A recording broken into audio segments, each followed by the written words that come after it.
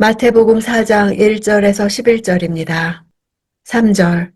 시험하는 자가 예수께 다가와 말했습니다. 당신이 하나님의 아들이라면 이 돌들에게 빵이 되라고 해보시오. 진리를 왜곡해서 아담과 하와로 하여금 하나님을 배반하게 한 것과 동일하게 시험의 본질은 말씀의 왜곡과 하나님을 배반함입니다.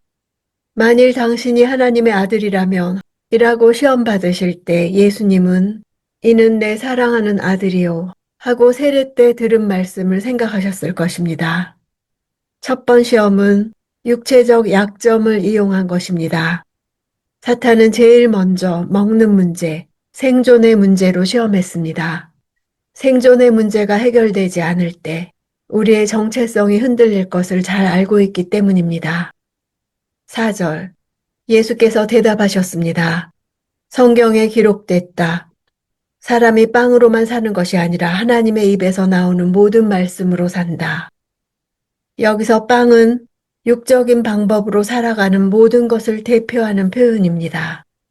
따라서 사람은 육적인 방법만 의존해서 단지 생존하는 데에만 의미를 두고 살아가는 존재가 아니라는 뜻입니다. 예수님의 존재 목적이 하나님의 뜻을 따르고 순종하는 것이었듯 인간의 생존 근거도 말씀으로 나타나는 하나님의 뜻에 순종하는 것임을 말해주고 있습니다. 5절. 그러자 마귀는 예수를 거룩한 성으로 데리고 가서 성전 꼭대기에 세웠습니다. 누가복음에서는 세 번째 사건으로 기록된 것을 마태는 두 번째로 기록하고 있습니다.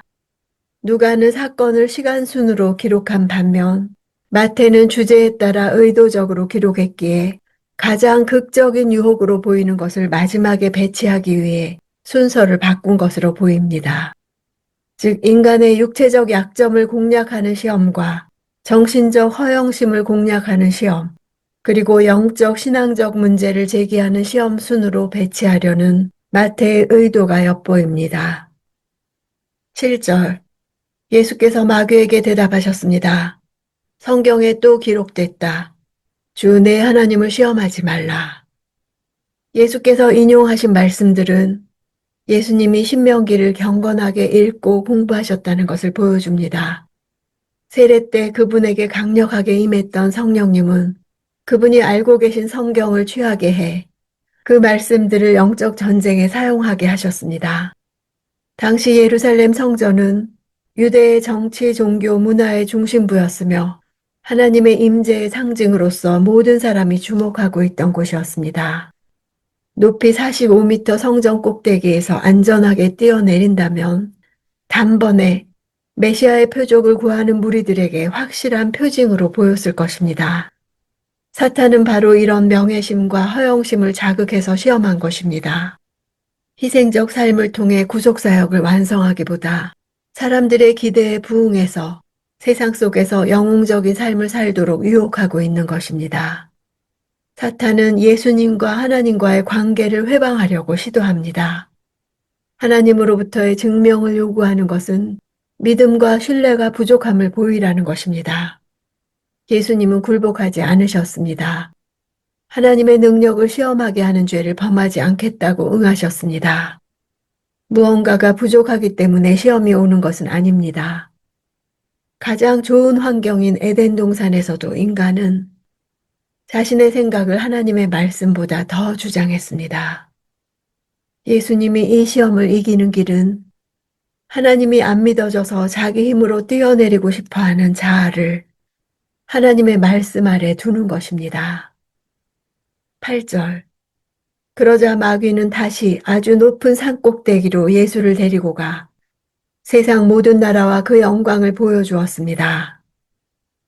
산에서 세상 모든 나라와 영광을 보았다는 것을 보면 명백하게 초자연적인 경험입니다. 마귀는 십자가를 통과하지 말고 영광을 얻어보라는 간교한 제안으로 예수님이 이 땅에 오신 목적과 하나님의 구속 계획을 완전히 좌절시키려는 치명적인 공격을 한 것입니다. 자신이 이 세상 임금이라는 것을 보여주는 것입니다. 10절. 예수께서 마귀에게 말씀하셨습니다. 사탄아, 내게서 물러가라. 성경에 기록됐다. 주 내 하나님께 경배하고 오직 그분만을 섬기라. 예수님은 히브리어 사탄에서 나온 사타나스라는 이름으로 불렀습니다. 그 뜻은 대적자, 대항하는 자입니다.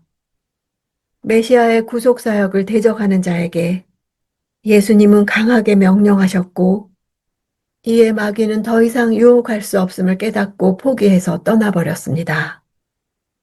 우리는 고통 없이 영광만 누리기 원합니다.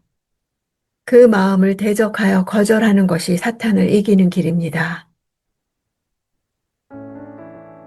예수님이 당한 시험은 예수님의 정체성에 대한 근본적인 위협이었습니다. 방금 자신의 사명에 대한 분명한 음성을 들었던 하나님의 아들에게도 당신이 하나님의 아들이라면 하고 하늘로부터 들려온 음성을 흔듭니다. 말씀은 하나님으로부터 오는 빵입니다. 우리는 하나님으로부터 오는 생명의 양식으로 살게 되어 있습니다. 성경은 하나님의 아들이 시험받는 것을 목격하도록 이렇게 기록했습니다. 우리는 하나님의 아들이 이루어 놓으신 승리를 함께 나눌 것입니다. 사단의 시험은 한결같이 하나님의 뜻을 버리고 사람의 뜻을 좇게 하는 것입니다.